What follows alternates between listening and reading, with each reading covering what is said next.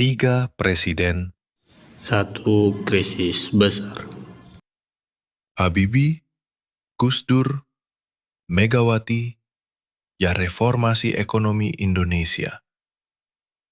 Setelah 32 tahun Orde Baru berkuasa, Indonesia akhirnya memasuki babak baru.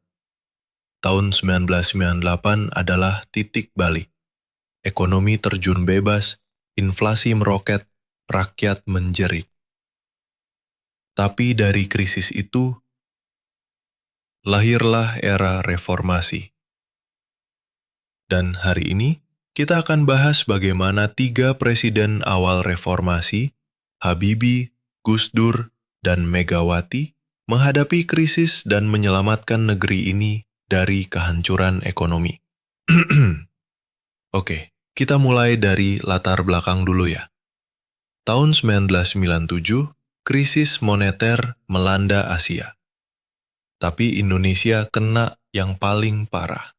Nilai tukar rupiah jeblok dari 2.500 ke 16.000 rupiah per dolar. Bank kolaps, PHK di mana-mana, harga barang naik gila-gilaan. Kepercayaan pada pemerintah Soeharto runtuh dan akhirnya beliau mundur di tahun 1998. Disinilah dimulai era reformasi. Sebuah masa transisi politik, ekonomi, dan sosial yang penuh tantangan. Presiden pertama di era reformasi, B.J. Habibie. Masa jabatannya singkat, tapi dampaknya luar biasa. Bayangin, ekonomi yang tadinya minus 13% berhasil naik jadi hampir 1% dalam setahun. Habibie juga kerjasama dengan IMF, bentuk BPPN untuk tangani utang macet, dan, yang penting, dia dorong otonomi daerah lewat UU Otda tahun 1999.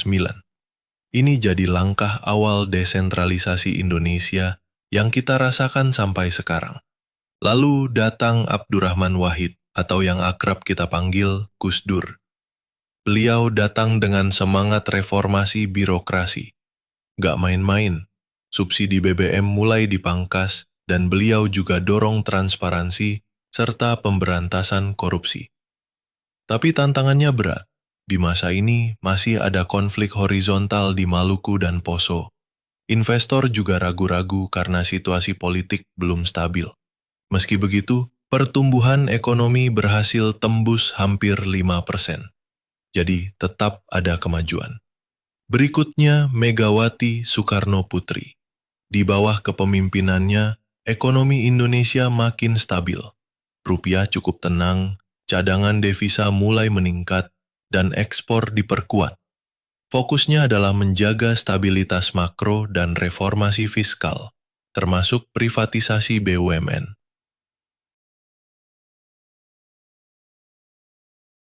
Tiga presiden, tiga gaya kepemimpinan, satu tujuan, membawa Indonesia keluar dari krisis. Mereka mungkin berbeda arah, tapi semuanya berperan penting dalam membentuk Indonesia yang kita kenal hari ini. Gimana menurut kamu, dari ketiga presiden ini, siapa yang menurutmu paling berdampak terhadap pemulihan ekonomi Indonesia? Tulis pendapatmu di kolom komentar, dan subscribe untuk konten sejarah dan ekonomi Indonesia lainnya. Sampai jumpa di video berikutnya, tetap kritis, tetap belajar, tetap Indonesia.